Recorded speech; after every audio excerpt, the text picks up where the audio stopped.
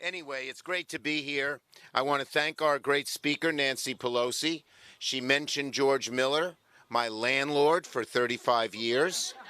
I used to tell people I've lived with my wife 37 years and with George Miller 35 years because he was the house in which we lived. But she has been such a passionate leader for all of these things, and we're great partners, and we probably talk to each other about 5, 6 times a day.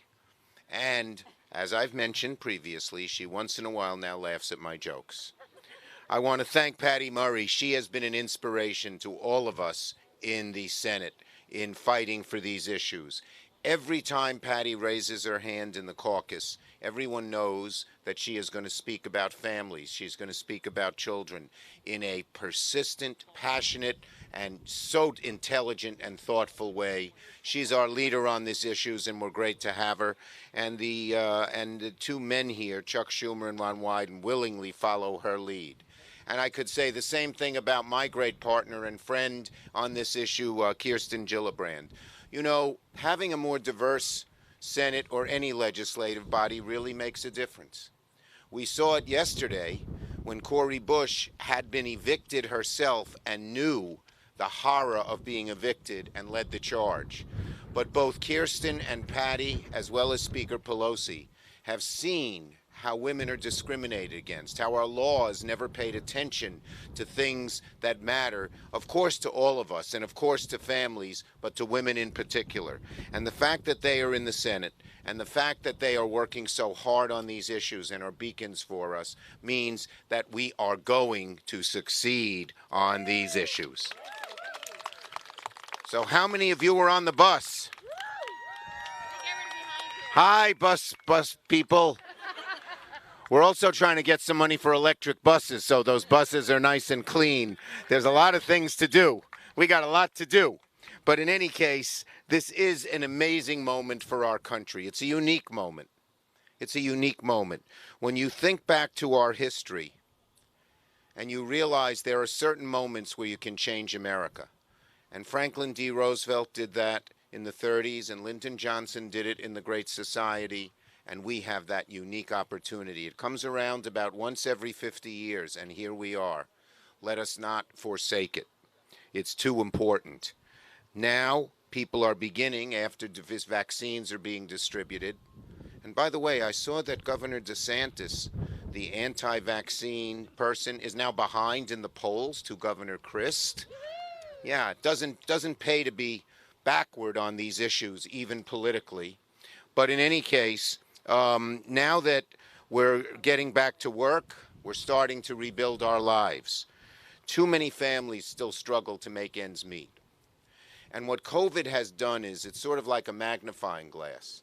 I like to say about Dr. King, one of the greatest men America ever had, Dr. Martin Luther King, that with his broad shoulders, he held up a giant mirror. And then with his intelligence, his eloquence, and his faith, he forced America to look into that mirror, and they didn't like what they saw, and that began the long road which we're still trotting of racial equality, towards racial equality. Well, COVID in a different way did the same thing. It exhibited all the problems in our society. It exacerbated the problems of lack of child care. It exacerbated and showed the problems of lack of sick leave and family leave. It showed how families in modern America are struggling. The old days, when when I was a kid, my father was an exterminator. My mother was what's called a housewife. She stayed home. And when the car broke down, when they didn't have money, when someone got sick, when someone had to travel, when someone was having a child or had a parent who was very sick, there was at least one parent always there. Do you know what percentage of families are like that now? About 16% of all families are two-parent families with only one parent working. The rest are either single parents or both parents working, because you can't survive unless both parents work if you're a two adult family. And so we need these changes. COVID showed we needed these changes. We needed them before COVID, but COVID highlighted these changes.